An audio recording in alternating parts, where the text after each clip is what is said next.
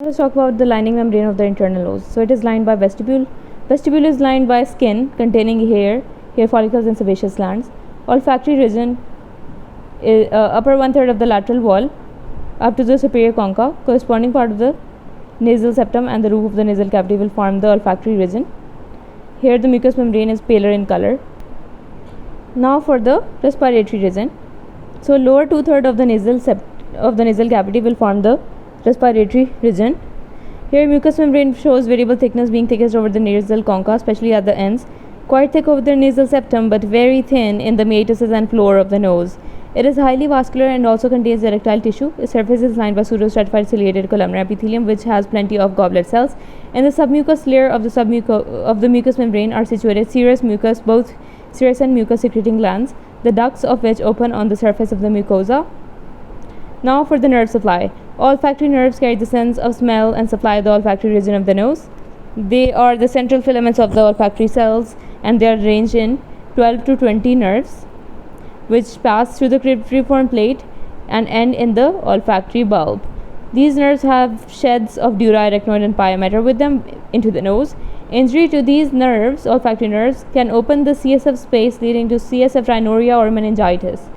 Then we have the nerves of common sensation. These nerves are anterior ethmoidal nerve, branches of the sphenopalatine ganglion, as we can see here, and the branches of the infraorbital nerve, which we can see here. The infraorbital nerve branches supply the vestibule of the nose, both on the medial side and the lateral side. Most of the posterior 2/3 of the nasal cavity, both septum and the lateral wall, are supplied by the branches of the sphenopalatine ganglion, which can be blocked by placing a pledget of cotton soaked in an anesthetic solution near the sphenopalatine foramen situated at the posterior extremity of the middle turbinate.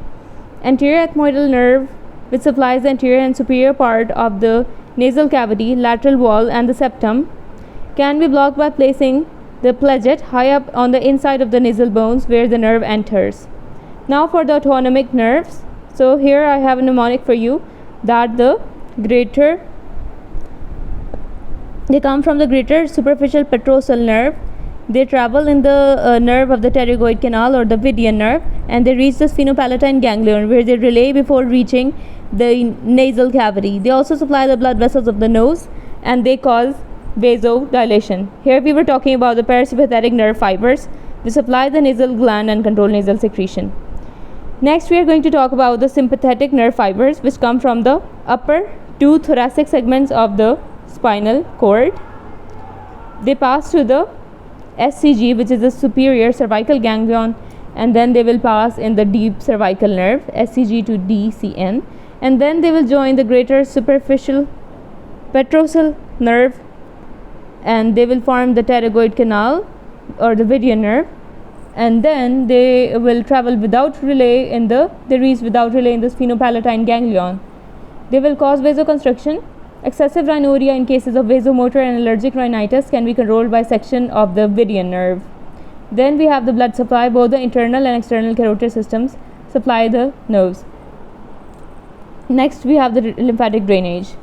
Lymphatics from the external nose and the anterior part of the nasal cavity drain into submandibular lymph nodes, while those from the rest of the nasal cavity will drain into upper jugular nodes, either directly or through the retropharyngeal lymph nodes. Lymphatics of the upper part of the nasal cavity communicate with subarachnoid space along the olfactory nerves.